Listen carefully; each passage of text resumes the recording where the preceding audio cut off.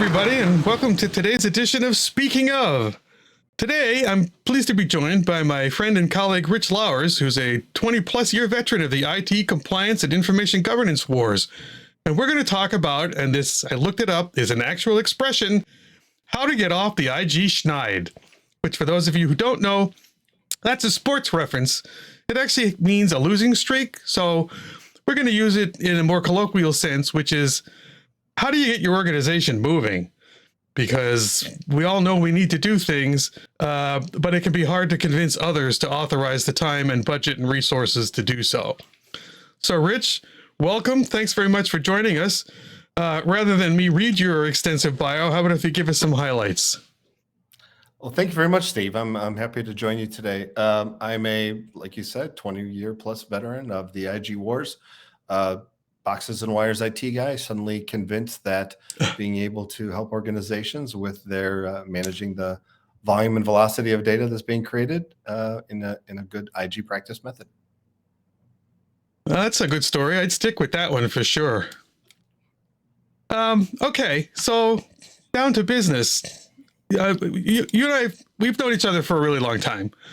And one of the things that we do talk about with some regularity is this notion that organizations very often have a hard time making a decision to get started. They spend a lot of time gathering information. You've been involved with it from vendors and not. I've been a consultant and an industry analyst forever. I've worked for vendors as well in the past. And especially these days, there is a distinct trend, I think, where organizations rush to the realization that they got to do something with their information. There's too much of it. It takes too long to find. They're not sure if it's the right stuff. The privacy focus that's coming to bear means they got to do things. Never mind the usual, e-discovery, legal hold, defensible disposition, and bears oh my. So the phone rings and they call and they're interested. And then trying to get them to do something, in my recent experience, is taking maybe even longer than ever. So for the folks watching this who undoubtedly are enmeshed in trying to move their organization off the Schneid, what have you seen, experienced? What advice do you have? What kind of arguments would you suggest people make to get the people controlling the purse strings to actually loosen them enough to begin to make some progress? Thank you for the question. I think that truly organizations know what they need to do, right? They know their sphere of regulatory requirements. They know their sphere of legal requirements.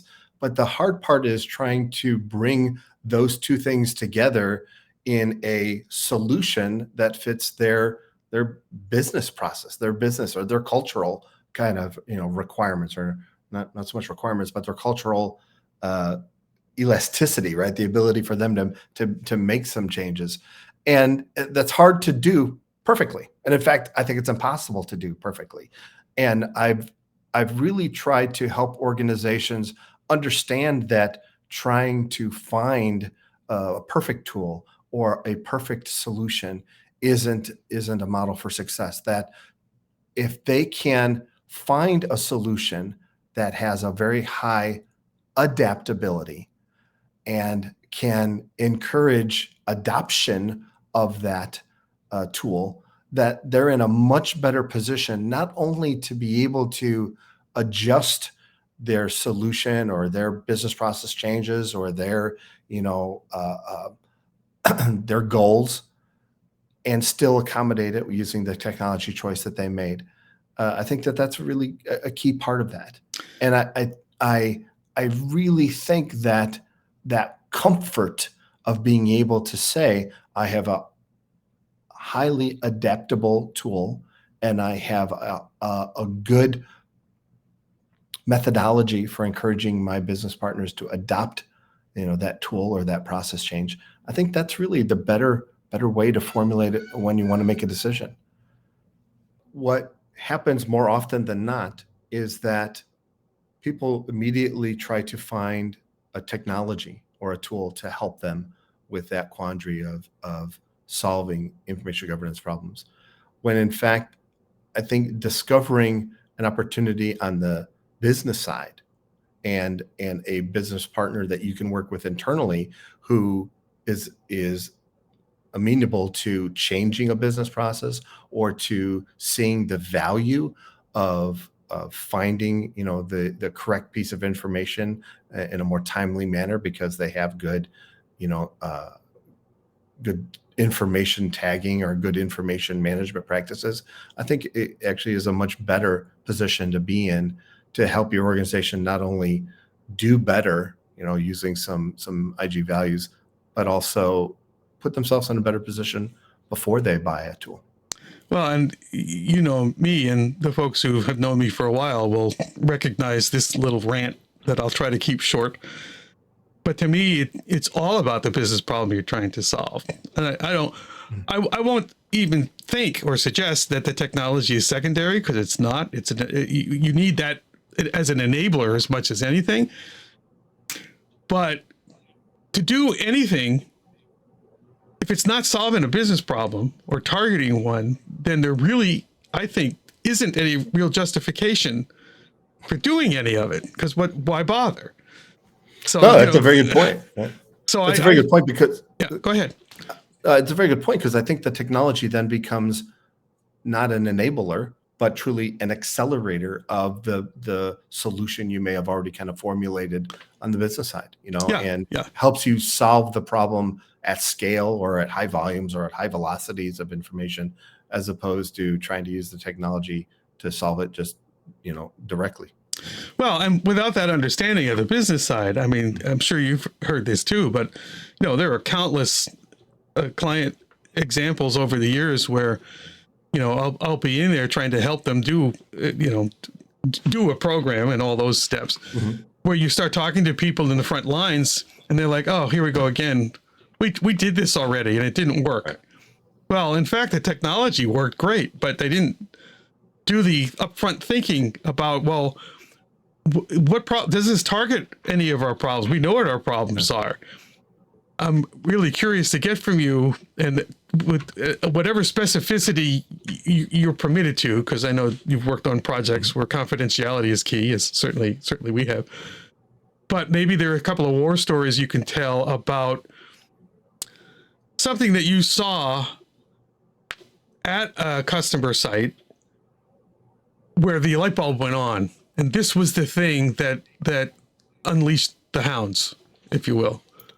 No, so one of my customers during COVID had very quickly tried to adapt to a customer that was going to be mostly at home, and in fact, they found that they could very quickly create a mobile app. They could very quickly service their customers now more directly via this mobile app, as opposed to the way they were doing it before, indirectly. And this was in a convenience food kind of business, more indirectly, you know, by brick and mortar stores, right? And they did it, and it worked really well. But they suddenly realized that they now had a relationship with the customer's personal data, and they had never had that relationship before. And everything had moved so quickly to enable servicing the customer one-on-one. They had never matured their regulatory or compliance side to understand that they now own customer information that they needed to manage differently, and in fact have brand new processes to be good with that data, as opposed to just accumulate it and, you know, turn it into a, you know, a marketing gold mine. Interesting. Okay. And that was a tough realization, because the sales side of it really had pushed the, you know, going to a market of one, right, directly to the customer, but the business had never caught up. And in fact, the compliance team had never even been engaged until it was realized that there were certain jurisdictions that they operated in where that was something you had to ask the customer to do, number one, you know, and number two, that you needed to have a process for managing that information, or anonymizing it, or heaven forbid, actually, you know, deleting it after, you know, transaction was completed in X amount of days. So the risk side of that is, of course, now you have all this personal information, their names and credit card numbers if they're ordering through the app and all that. So, especially these days, I mean, the GDPR is relatively old news as these things go these days. Yep. Every week that goes by, there's a new state regulation either under consideration or taking effect here in the United States. So that makes sense. But I'm also imagining, and I don't know if you would have been involved in this part of it, maybe you have knowledge of it. But with my business hat on, I think, well, that's also a gold mine of customer behavioral information. Absolutely. And I also often caution folks that, we shouldn't just focus on the risk, that there's a lot of business opportunity that derives from these things. It's the plus. If we're talking about the business case, we want to talk about both sides. So like that new collection of personal information suggesting buyer behaviors can become and should become the foundation for new outreach initiatives, special sales, marketing campaigns. It's the business intelligence piece that would follow.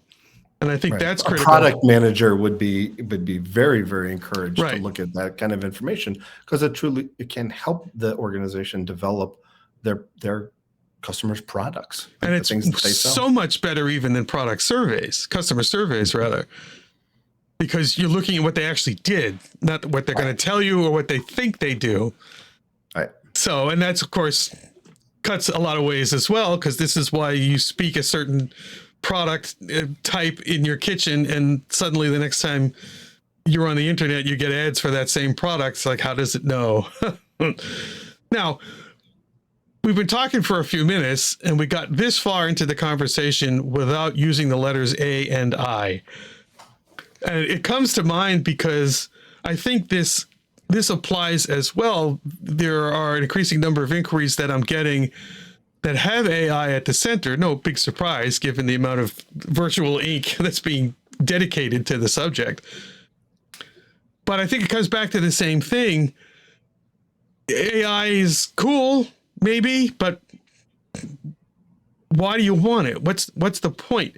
And I'm not the only one, but I've written and spoken and blogged and videoed a lot about, it's about the quality of information that you put in. And for goodness sake, don't take your confidential company information and put it in one of the public engines, because now everybody else is going to use it to develop. I'll put some links in so folks can click through to those. But you had made a comment to me, and I'm going to look over here so I get it right. The point of AI isn't to give you answers. And I'm, by the way, I'm not talking about the generative AI. We just say, write me a story of X number of words about the purple zebra with the whatever. I'm talking about using it as some sort of an intelligence tool, some kind of research tool or something. You said the point of AI isn't to give you answers, it's to find answers from within information you've given it. And I'll let you, but you then took it one level further. So we'll hear it right from the source. It can be assured information from information that you already trust, but in the context of your problem can be put in a much more beneficial way, right? It can be actually used to help you solve a problem internally.